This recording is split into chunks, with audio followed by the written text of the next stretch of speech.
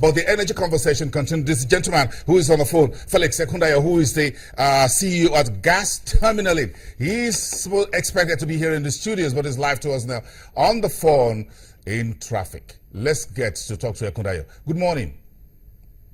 Good morning. Thank you very much. We appreciate your time, and we apologize for the fact that you couldn't make it here. Your apology accepted if you're responsible, but we're all stuck in this traffic, unfortunately.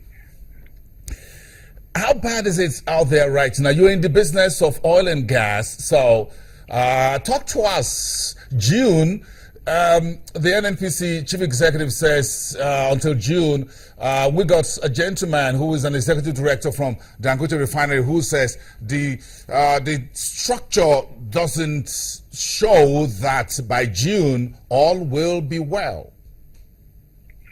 I have to agree with the earlier gentleman. I mean, what we see, really, there really is no excuse for this.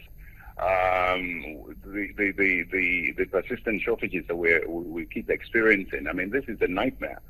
This has been almost 2 hours trying to get to you, and we're still probably another hour away for what should be only really a 40-minute journey. From your eye on the ground in the oil and gas industry, I'm trying to restrain myself from using the word hopeless, but does it look like we are getting to a situation in which we've perhaps lost total grip of making petrol products available to Nigerians as and when they should have it? I don't think it's hopeless. I really just believe that it's a case of if you keep trying the same medication and it hasn't worked for the last 30, 40 years, then perhaps it's time to try something new. This regulated price, call it subsidized price, regulated, whatever you want to call it, doesn't work. The products that you have on free market basis, in terms of diesel, in terms of gas, are freely available. There's no government intervention. There's no government interference. These bureaucratic processes inevitably always break down somewhere and cause these problems.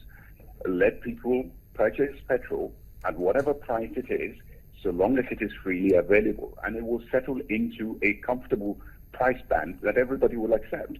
What is not acceptable is a 3-hour journey for what is a 30, 40-minute journey. And this keeps happening, and nobody ever takes responsibility for it. Now I'm going to ask you this right from the statement you made. We keep doing the same thing all over again. Now, the question is this. Why is it difficult for us to do things differently? What makes it difficult for the government? Let's put it directly. I don't want to. I think the followership is also a problem.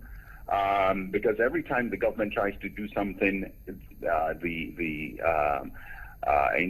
terms of the pricing structure, in terms of the regulatory structure, people are up in arms. The Labour Congress is up in arms. The populace is up in arms. So in effect, we end up getting what we deserve. We really ought to think carefully about what we protest about, direct our energies to the right issues to protest about, be it corruption, be it impunity. But these things that are commercial, that are day-to-day business activities, let them be managed by businesses. The same protest used to happen with NITEL in the old days. Now nobody ever talks about NITEL anymore. Right? You can make phone calls. In fact, we're chatting by telephone call now, which we would not have been able to do 15, 16 years ago. We need to let go of all these other strategic sectors so we can focus on what is really important, infrastructure. Well, finally, I will apologize again for the number of hours you spent leaving your home and trying to get across to us here in the studios. We apologize for that. I guess wherever you are at the moment, without any public disclosure, perhaps you just find a way to turn around and head back home. But if you got some fuel in your generator at home, perhaps you need to cool things down a little bit and enjoy the rest of your day and the rest of the weekend. Felix Ekundayawi, thank you for your time, Chief Executive Officer at Gas Terminal.